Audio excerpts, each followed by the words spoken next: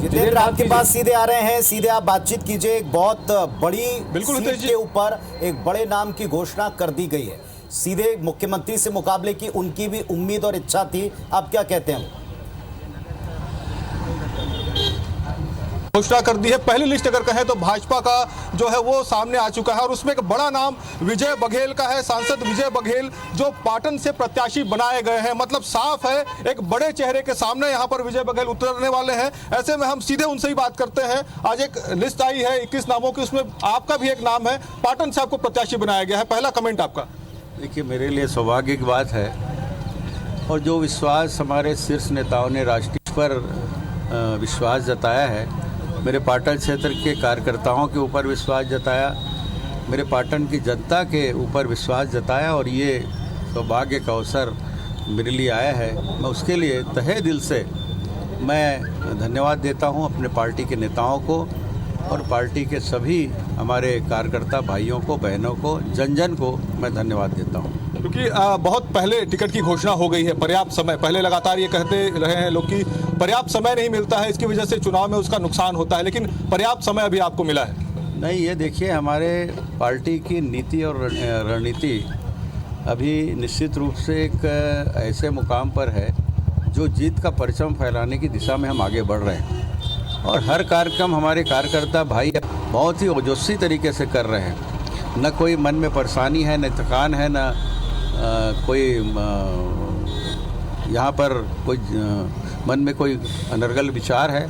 सब मनोभाव से पार्टी कैसे आगे बढ़े, भारतीय जनता पार्टी का परचम कैसे हम, कमल छाप को कैसे हम यहाँ छत्तीसगढ़ में फिर से एक बार खिलाएं, ये भाव के साथ सब लगे हुए हैं और जनता का एक आशीर्वाद भी साथ है। जनता आशा भरी निगाह से भारतीय जनता पार्टी की ओर देख रही, क्योंकि भारतीय जनता पार्टी जो कहती है वो करती है और वो साल झूठ में बिताए हैं। झूठ, फरेब, मक्कारी करना इनकी आदत सी बन गई। जितेंद्र, और बड़े-बड़े पोस्टर जिसके साथ मिलकर, जिसके चेहरे पर पूरी कांग्रेस पार्टी प्रदेश में चुनाव लड़ रही है, भूपेश है तो भरोसा है, उनके सामने स्ट्रेटेजी क्या रहेगी?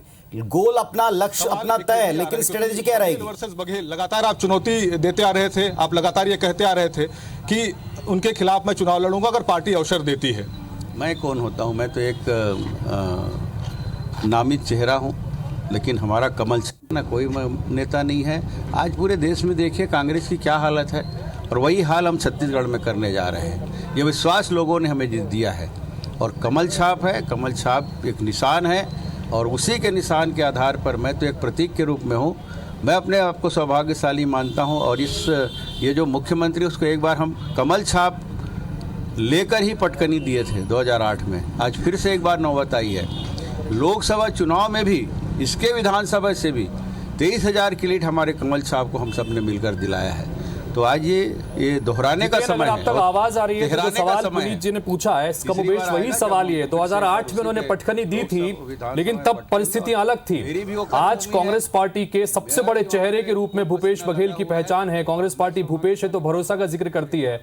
ऐसे में ये बड़ी चुनौती भी होगी, क्या रणनीति है? की तरफ से आ रहा है कि निश्चित तौर पर जब आपने पटकनी दी थी तब परिस्थितियां अलग थी, लेकिन आज जो परिस्थिति है, एक बड़ा चेहरा सीएम है, छत्तीसगढ़िया चेहरा है, लगातार वो एक कहें तो अगर मजबूत तौर पर अगर छत्तीसगढ़ में स्थापित है और आगे बढ़ रहे हैं, ऐसे में इस चुनौती को कैसे होगा? दूसरों के लिए मजबूत होगा। वो तो बनावटी पना कर करके किसान बनावटी छत्तीसगढ़िया कुछ, और वो ऐसा जो 400 करोड़ का जनसंपर्क राशि का फंड रख के अपने आप को सारे जगह पूरे देश में महिमा मंडित करने का प्रयास किया है, लेकिन कलई खुल चुकी है और उनके चेहरे इतने काले हो गए हैं कि वो पेट्रोल से धोए तो भी, मिट्टी तेल से धो भी, कोई भी केमिकल डाले धो भी, वो कलई खुलने वाली नहीं है। जो कालापन है ना अब चेहरे में लग गया, वो खुलने वाला नहीं है। अब ऐसे लोगों को धरातल में लाके पटकना है, ये जिम्मेदारी पाटन की जनता के ऊपर सेवक के रूप में मेरी भी जवाबदारी है। बिल्कुल, जो आप कह रहे हैं उसमें बात सच्चाई हो सकती है, लेकिन एक बड़ा जनाधार उनके पास में है, 65 से ज्यादा सीटें उनके पास में है। ऐसे में कहीं ना कहीं चुनौती तो है, भाजपा को इसको स्वीकारना भी होगा। मैं तो बोलता हूँ राष्ट्रीय स्तर के सारे नेता पाटन में उतार दे, सारे के सारे नेता उतार दे, मैं दावे के साथ कहता हूँ। और पूरा 65 कितना 70 हो गया अभी तो मेरे पास थोड़ा ज्यादा आंकड़ा है, 70 के 70 विधायक को लाके सभी मंत्री को ला हराएंगे, मैं दावे के साथ कहता हूँ। क्या कुछ मुद्दे होंगे पाटन को लेकर, क्या कुछ रणनीति आपकी होगी, किन मुद्दों को लेकर पाटन में जाएंगे? पाटन में क्या कुछ मुद्दे होंगे, किसको लेकर आप जाएंगे पाटन में, किस मुद्दों को लेकर यहाँ पर चुनौती देने वाले हैं सीएम को आप? सबसे बड़ा तो झूठापन है, फरेब है। पाटन की जनता के मन में इतना दर्द है, इतनी पीड़ा है, इतना अफसोस है, जिसको हमने 5-5 बार आशीर्वाद दिया और जिसकी बदौलत आज मुख्यमंत्री बने, वो आदमी का काला चेहरा पूरा आ गया है। उसके सारे साथी जेल जा रहे हैं, ईडी में फंस रहे हैं, भ्रष्टाचार में कंठ डुबो दिया है। गांव-गांव, गली-गली, मोहल्ले में शराब बिक रहा है उसके राज में, वहाँ पे डकैती हो रही, चोरी हो रही है, बलात्कार हो रहे हैं पाटन क्षेत्र में ही। और भ्रष्टाचार को इतना है, 2-3 महीना नहीं हुआ सड़क, और सड़क आज उखड़ने लगा है, उसमें पिचिंग चल रहा है। तो इस तरह के हैं हमारे यहाँ बहुत सारे ऐसे रोड को चौड़ीकरण किया गया उनके द्वारा, और जो किसान बेचारे वहाँ के किसान की लगानी ज़मीन है उसका भी भुगतान नहीं हुआ है। तो ये सब बातें हैं, बहुत सारी बातें हैं, मैं तो और खुल के बताऊंगा आपको। अभी तो हम लोग कार्यक्रम में आए हैं, फिर बहुत सारी बातें होगी। अब तो मैदान में एक सवाल, क्योंकि सीएम के चेहरे पर कहें तो आप वहां पर उन पर चुनाव लड़ रहे हैं, ऐसे में भाजपा भी अगर कहें तो क्या सीएम के चेहरे तरफ आगे बढ़ रही है? आप भी सीएम के चेहरे के तौर पर उम्मीदवार हो सकते हैं? बिल्कुल नहीं, कोई सीएम के चेहरे वो नहीं है। मैं सिर्फ एक कार्यकर्ता के हैसियत से, एक पार्टी के सेवक के हैसियत से अपने आप को मानता हूं, और उसी रूप में हमेशा पार्टी की सेवा करता रहूंगा। बिल्कुल, तो पार्टी की सेवा करते रहेंगे। और तस्वीर देखिए विजय बघेल, क्योंकि अभी रतनपुर पहुंचे हुए हैं और समर्थक जो इनके यहाँ पर आए हुए हैं वो लगातार उनका स्वागत करें, क्योंकि जैसे ही सूचना मिली आज विजय बघेल बिलासपुर के दौरे पर थे, यहाँ पर घोषणा पत्र समिति के, चूंकि वो संयोजक हमने सुना विजय बघेल कोई बड़ी चुनौती नहीं मानते हैं।